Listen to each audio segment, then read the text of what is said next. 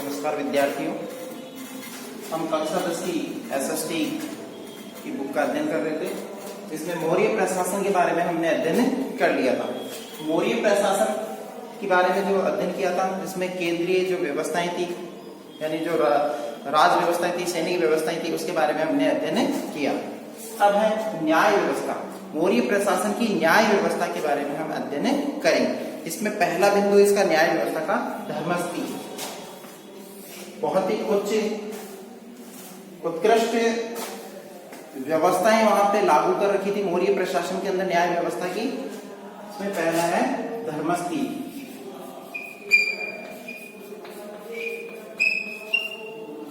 धर्मस्थी न्यायालय, दो प्रकार की न्याय व्यवस्थाएं थी। इसमें एक धर्मस्थी है, दूसरा है कंटक शोधन। हम टॉपिक वाइज इनका अध्ययन करेंगे। इसमें धर्मस्थी जो न्यायालय होते थे, इसमें इन न्यायालयों में निर्णय का कार्य, जो निर्णय का जो कार्य है वो किनके द्वारा किया जाता था? धर्म शास्त्र में निपुण, यानी जो धर्मस्थी न्यायालय, उसमें जो न्याय का जो निर्णय, न्याय का निर्णय कौन लोग करते थे? जो न्याय में जो धर्म शास्त्र में निपुण, धर्म शास्त्र में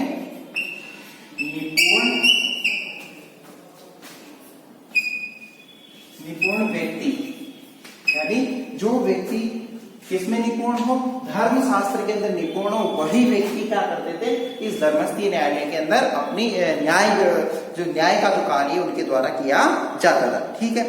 और इसमें जो तीन धर्मस्थ या व्यवहारिक और तीन अमात्य इसके अंदर जो न्याय का कार्य करने वाले हुआ करते थे। ठीक है।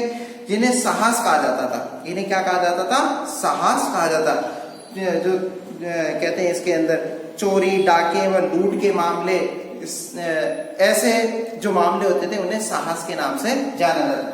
किनको साहस के नाम से जाना जाता था? जो चोरी, डाके वो नहीं पत्र व्यवहार वाले, डाका डालना, डाके, ये किसके अंतर्गत आते थे? साहस के अंदर। ये किसमें आते थे? साहस के अंदर आते थे। और इनकी सुनवाई किसके अंतर्गत की जाती थी? धर्मस्थी न्यायालयों के अंतर्गत की जाती थी। ठीक है। और इसी के साथ में इसमें जैसे कुवचन कहना और किसी साथ में मानहानि, किसी का अपमान करना, ये भी धर्मस्थी न्यायालय के अंतर्गत आते थे। और इसमें धर्म और दूसरी चीजें, मारपीट के मामले, किसी साथ में मारपीट कर दी या किसी का क्या वाक पारुष, मतलब ऐसे शब्द कह दिए, तो यानी कटु शब्द कहना, ये शब्द अगर किसी साथ में कहे हैं तो वो धर्मस्थी न्यायालय के अंतर्गत आया करते थे। ठीक है। दूसरा कंटक शोधन।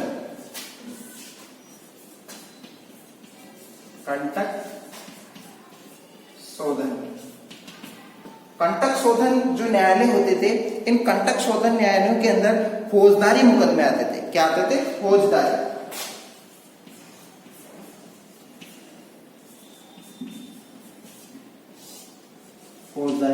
मामले।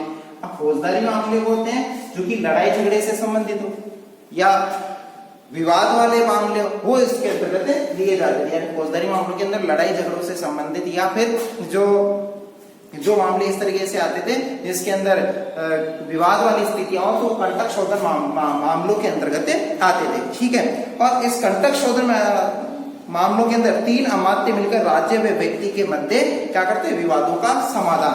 कौन व्यक्ति मिलते थे? अमात्य। ये प्रमुख पद होते थे। अमात्य न्याय का कार्य करते। अमात्य क्या करते थे? न्याय का कार्य करते थे। और कितने अमात्य होते थे इसके अंदर? तीन अमात्य न्याय का कार्य करते। तीन अमात्यों के द्वारा न्याय का कार्य किया जाता था। फौजदारी मामलों की या लड़ाई झगड़े से संबंधित मामलों की सुनवाई की जाती। ठीक है। तो इस तरीके से ये व्यवस्थाएं उस समय पड़ती थी। अब चाणक्य क्या कहता है कि चाणक्य के अनुसार इसमें मौर्यकालीन साम्राज्य के अंदर चार मुख्य अंग बताए गए, यानी न्याय के कितने अंग बताए गए? चार मुख्य अंग बताए गए हैं, जिसमें बताया गया धर्म, व्यवहार, चरित्र और शासन। धर्म, व्यवहार, चरित्र और शासन, ये 4 प्रमुख अंग बताए गए हैं। धर्म, व्यवहार, चरित्र और शासन, ये न्याय के 4 अंग बताए गए हैं। किसके अनुसार बताए गए? चाणक्य के अनुसार बताए गए हैं, क्योंकि न्याय का ये कार्य इनके द्वारा किया जाता था। ठीक है, इसके साथ कौटिल्य ने वर्णाश्रम व्यवस्था के भी व्यवसाय भी निर्धारित किए गए, यानी वर्णों के आधार पे क्या थे? व्यवसाय निर्धारित थे वर्ण के अनुसार। यानी उस समय जो वर्ण होते थे 4 वर्ण थे, जिसमें क्षत्रिय और कौन सा था? वैश्य, सॉरी ब्राह्मण, क्षत्रिय, ब्राह्मण, क्षत्रिय, पहले ब्राह्मण आएगा, ब्राह्मण, क्षत्रिय, वैश्य और शूद्र, ये 4 वर्ण हुआ करते थे। और वर्णों के अनुसार ही क्या है? इनके कार्य का निर्धारण था। यानी जैसे कोई बड़े ही है, जिसे खाती कहते हैं हम साधारण भाषा के अंदर, तो जो लकड़ी का कार्य है वो किसके द्वारा किया जाएगा? उस बढ़ई के द्वारा किया जाएगा। जैसे कोई नाई है तो बाल काटने का काम उसके द्वारा किया जाएगा। और शिक्षा देने का काम किसके द्वारा किया जाता था? ब्राह्मणों के द्वारा किया जाता था। और साफ सफाई का काम है वो शूद्रों के द्वारा किया जाता था। जो ये और इनका जो रहने का जो स्थान होता था वो नगर से बाहर होता था। शूद्रों को कहाँ रखा जाता था? नगर से बाहर रखा जाता था। ठीक है, ऐसी वर्ण व्यवस्था उस समय। और राज्य की रक्षा करना, राज्य को सही तरीके से संचालित करना, यह सब कुछ काम किसका होता था? क्षत्रियों का हुआ करता था। राज्य की रक्षा करना, राज्य की सीमाओं की रक्षा करना, वहां के नागरिकों के लिए कल्याणकारी कार्य करना, ये क्षत्रियों का हुआ करता था, राजा महाराजाओं का हुआ करता। ऐसी व्यवस्थाएं उस समय प्रचलित हुआ करती थी। ठीक है, अब देखो इसमें ये चीज बताएगी, मौर्य काल में स्त्रियों की स्थिति अधिक उन्नत नहीं थी। यानी मौर्य काल में स्त्रियों की स्थिति क्या नहीं थी? उन्नत नहीं थी, मतलब अच्छी तरीके से नहीं थी, मतलब उनको सम्मान का दर्जा प्राप्त नहीं था। तो इस तरीके की 2 व्यवस्थाएं उस समय प्रचलित थी, जिसमें धर्मस्थीय न्यायालय व कंटक स्वतंत्र 2 प्रकार के न्यायालय मौर्य प्रशासन के अंतर्गत थे। ठीक है, तो ये मौर्य साम्राज्य का जो चैप्टर है वो समाप्त होता है। अब हम पढ़ेंगे एक नए वंश के बारे में, जो कि है शुंग वंश। शुंग वंश के बारे में हम अध्ययन करेंगे।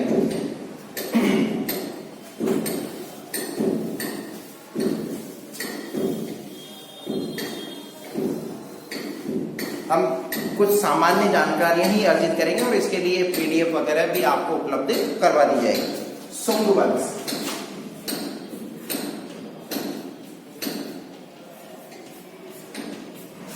अब देखो शुंग वंश जो कि इसकी स्थापना कब हुई थी? 185 ईस्वी। स्थापना कब हुई थी इसकी? स्थापना 185 ईस्वी पूर्व। इसकी स्थापना कब हुई थी? 185 ईस्वी पूर्व शुंग वंश की स्थापना हुई थी। और इसका जो प्रथम जो शासक हुआ था पुष्यमित्र शुंग। कौन था? संस्थापक कौन था? पुष्यमित्र शुंग। पुष्यमित्र शुंग इसका संस्थापक हुआ है। ठीक है, और मौर्य राजा वृद्रथ, जो मौर्यों का जो राजा था कौन था? वृद्रथ का प्रधान सेनापति था। मौर्यों का राजा कौन? मौर्य राजा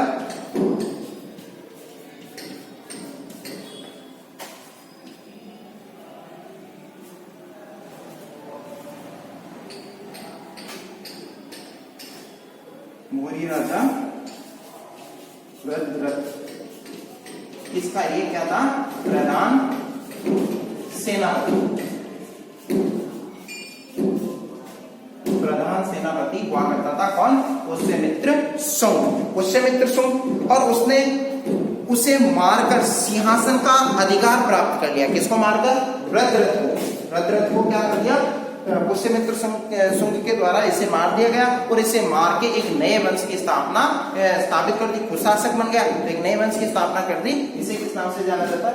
शुंग वंश के नाम से जाना जाता है। ठीक है, अब उसने 151 ईस्वी पूर्व तक राज्य किया। कब तक शासन किया था उसने? 151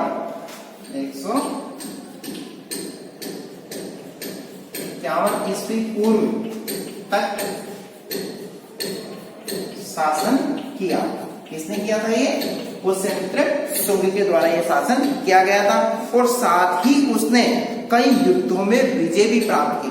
यह बहुत ही बलिष्ठ शासक हुआ था और इसने कई युद्धों के अंदर विजय श्री भी प्राप्त की थी और अपने साम्राज्य की सीमाएं आगे से आगे ये फैलाता रहा और अपने साम्राज्य को सुदृढ़ मजबूत भी करता रहा। 2 बार इसने अश्वमेध यज्ञ किए, सबसे बड़ा यज्ञ होता है अश्वमेध यज्ञ, 2 बार। कितने दफे किए थे इसके द्वारा? अश्वमेध यज्ञ किए गए थे 2 बार इसके द्वारा। अश्वमेध यज्ञों का संचालन भी इसके द्वारा किया गया, ठीक है। और अश्वमेध यज्ञों में उसका पुरोहित था, कौन था? जो सुप्रसिद्ध संस्कृत व्याकरण का जो यानी व्याकरण का जो जानकार है, यानी संस्कृत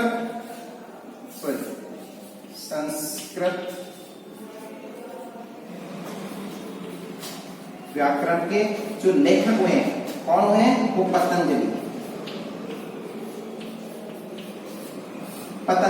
पतंजलि जो संस्कृत व्याकरण के लेखक हुए हैं। और ये इस यज्ञों के अंदर अश्वमेध यज्ञों में प्रधान पुरोहित का कार्य भी इनके द्वारा किया गया था, पतंजलि के द्वारा। इनके द्वारा किया गया था पतंजलि के द्वारा, जो कि संस्कृत के सुप्रसिद्ध लेखक भी हुए हैं। तो इस तरीके से ये आपका शुंग वंश समाप्त और शुंग वंश की प्रमुख मेन ये जानकारियां हैं। अगर इसमें से प्रश्न आ जाए तो आप इसे आराम से कर सकते, कोई इसमें इतनी परेशानी वाली बात नहीं है। अब नेक्स्ट वंश सातवाहन वंश।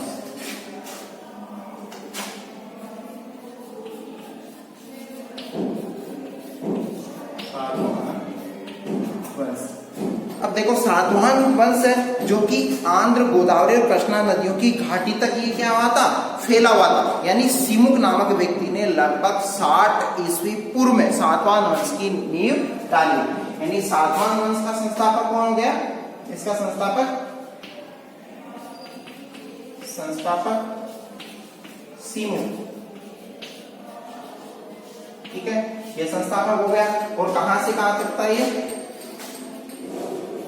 कृष्णा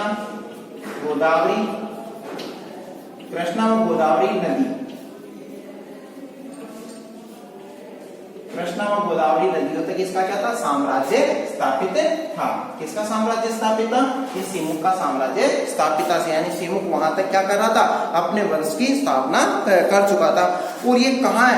आंध्र प्रदेश और सातवाहन दोनों नामों से विख्यात है। सॉरी, आंध्र और सातवाहन के नाम से। किस नाम से सातवाहन प्रसिद्ध है? आंध्र। सिमुक किस नाम से? सॉरी, सिमुक जो प्रसिद्ध था वो किस नाम से प्रसिद्ध था? आंध्र और सातवाहन से। सातवाहन नाम से ये प्रसिद्ध शासक हुआ है। और सिमुक का राज्यकाल 37 ईस्वी पूर्व तक माना जाता है। इसका जो राज्यकाल है वो कब तक माना जाता है? 37 ईस्वी पूर्व। 37 ईस्वी पूर्व तक इसका क्या था? साम्राज्य था, ठीक है। और 151 तक इसका था। शुंग वंश का जो राजा पुष्यमित्र शुंग है उसने कब तक शासन किया था? 151 ईस्वी पूर्व तक। और इसके उपरांत सातकर्णी प्रथम ने सातवाहन वंश की शक्ति एवं सत्ता को और भी ज्यादा फैलाया। किसने? सातकर्णी। ये कहते हैं कि सातवाहन वंश का सबसे प्रतापी सम्राट हुआ था। सातवाहन वंश का सबसे प्रतापी सम्राट कौन हुआ था? सातकर्णी। सातकर्णी नामक ये राजा सबसे प्रतापी सम्राट हुआ था, ठीक है। अब देखो, उसने समस्त दक्षिण भारत पर आधिपत्य स्थापित किया। समस्त जो दक्षिण भारत है, दक्षिण भारत के हिस्से तक, ये हमारा दक्षिण भारत का हिस्सा, तो यहाँ तक इसका संपूर्ण साम्राज्य था। किसका साम्राज्य था? सातकर्णी। सातकर्णी जो राजा हुआ है उसका यहाँ तक साम्राज्य था। और इसने अपनी राजधानी गोदावरी नदी के तट पर स्थित क्या है? गोदावरी नदी के जो क्षेत्र, वहां तक इसने राजधानी का क्षेत्र बढ़ाया। इसने अपनी राजधानी का क्षेत्र कहां तक बढ़ाया? सातकर्णी ने गोदावरी नदी के तटों तक इसका साम्राज्य था, वहां तक इसकी राजधानी। सातकर्णी प्रथम की मृत्यु के बाद शकों के आक्रमणों के फलस्वरूप, यानी शकों के जो आक्रमण है उन आक्रमणों के फलस्वरूप इस वंश की धीरे धीरे क्या होती? इसकी प्रतिष्ठा कम होने लगी। महाराष्ट्र में शक वंश का शासन धीरे धीरे क्या होने लगा? आरंभ होने लगा। और जो सातवाहन वंश है वो धीरे धीरे क्या होने लगा? समाप्त होने लगा, ठीक है। अब देखो, जो ये सातवाहन वंश के 23वें शासक जो कि गौतमी पुत्र सातकर्णी था। कौन था? गौतमी पुत्र सातकर्णी ने पश्चिम क्षत्रपों की शक्ति को क्या कर दिया? नष्ट कर दिया। पश्चिमी जो क्षत्रप है उनकी शक्ति को नष्ट करने का कार्य किसके द्वारा किया गया था? गौतमी पुत्र सातकर्णी के द्वारा। और उसने रुद्रदमन ने उसे ये समस्त भूभाग छीन लिया और उससे क्या किया? ये सब कुछ साम्राज्य किसके द्वारा छीन लिया गया था? रुद्रदमन के द्वारा छीन लिया गया था। ठीक है। अब सातवाहन वंश के 27वें शासक यज्ञश्री, यानी सातवाहन वंश का जो 27वां शासक हुआ वो कौन हुआ? यज्ञश्री सातकर्णी के नाम से प्रसिद्ध था। जो ये 27वां शासक हुआ है, 27वां शासक कौन हुआ है? यज्ञश्री। ये सातकर्णी है, यज्ञश्री सातकर्णी। ठीक है, जो कि ये 27वां शासक हुआ सातवाहन वंश का। ठीक है। और इसने क्या किया? इसके द्वारा क्या किया गया कि उसने उज्जैनी के जो क्षत्रप है, उज्जैनी यानी उज्जैन के जो वंश है क्षत्रप, उन क्षत्रपों को भूभागों को पुनः अपने अधिकार के अंदर कर लिया। कि बीच में क्षत्रपों ने क्या कर लिया? सातवाहन वंश को धीरे धीरे समाप्त करना प्रारंभ कर दिया क्योंकि इनका कमजोर राजा हो गया था इस वजह से, और शक वंश आगे से आगे बढ़ता हुआ जा रहा था। लेकिन इनमें जब प्रतापी राजा यज्ञश्री हुआ तो इसने उज्जैन तक के साम्राज्य, उज्जैन में जो सातवंश का जो साम्राज्य था उसे धीरे धीरे अपने साम्राज्य के अंदर मिलाना प्रारंभ कर दिया। तो इस तरीके से सातवाहन वंश को फैलाया जा रहा था। अब देखो उसका साम्राज्य समुद्र तक विस्तृत था और ये साम्राज्य कहां तक फैला दिया गया था? समुद्र के तटीय क्षेत्रों तक इसको फैला दिया गया था। इस वंश के सभी शासक हिंदू धर्म के अनुयायी, इस धर्म को मानने वाले थे हिंदू धर्म के अनुयायी। सातवाहन वंश के जितने भी राजा हैं इस धर्म को मानने वाले थे, हिंदू धर्म को मानने वाले थे। उन्होंने वैदिक यज्ञों और समाज में वर्णाश्रम व्यवस्था में प्रतिष्ठित किया, यानी वैदिक यज्ञों का संचालन किया। ठीक है। और दूसरी चीज यहाँ वर्णाश्रम व्यवस्था का भी संचालन सातवाहन वंश के राजाओं के द्वारा किया गया। ठीक है। तथा विदेशी यवनों और शकों से संघर्ष करते रहे। विदेशी यवन, यवन कहाँ के थे? विदेशी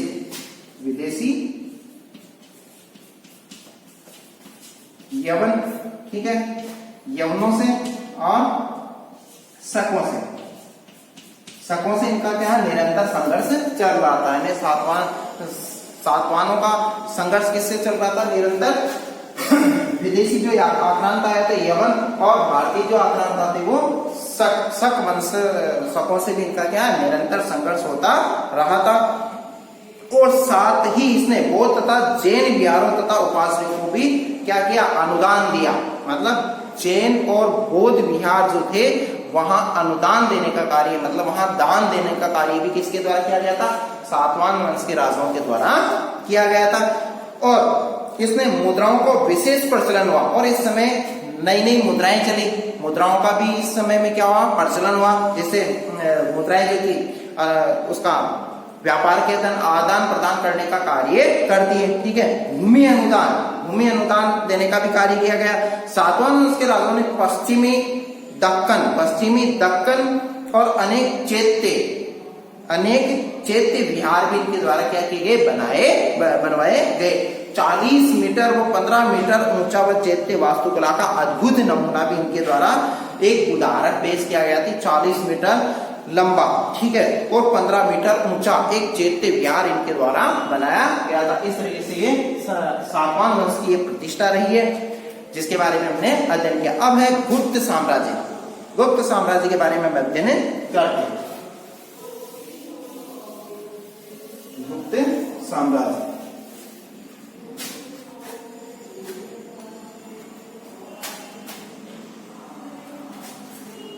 गुप्त साम्राज्य के बारे में हम अध्ययन करेंगे। ये भी मौर्य वंश के बराबर ही एक ऐसा वंश हुआ है जिसने अपनी शक्ति और प्रतिष्ठा काफी दूर दूर तक फैलाई है।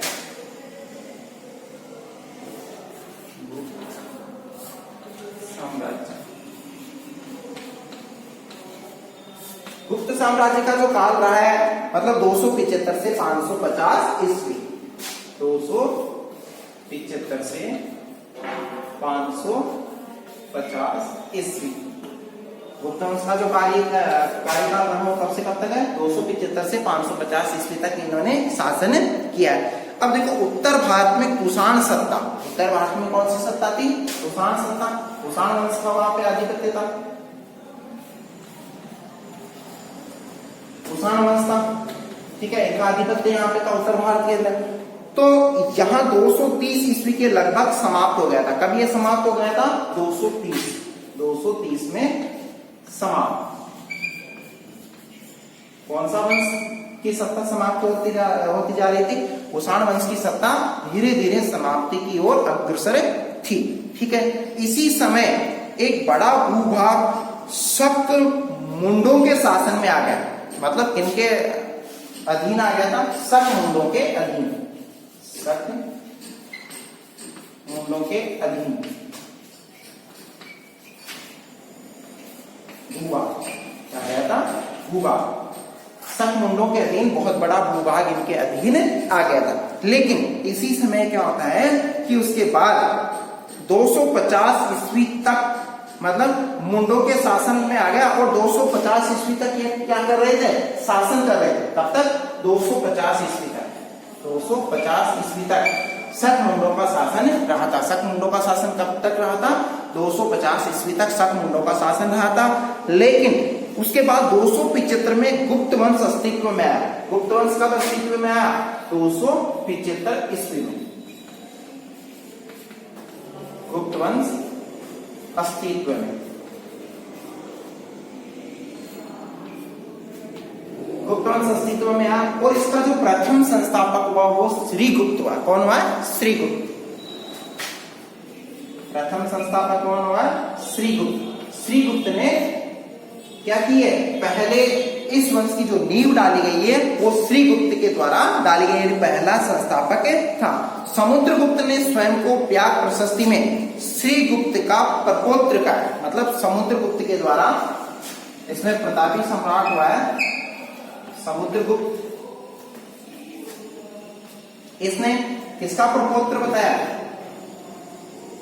प्रपौत्र किसका? श्रीगुप्त का। समुद्रगुप्त ने प्रपौत्र श्रीगुप्त का बताया और किसके माध्यम से बताया है? कौन से लेख के द्वारा बताया गया? प्रयाग प्रशस्ति के द्वारा।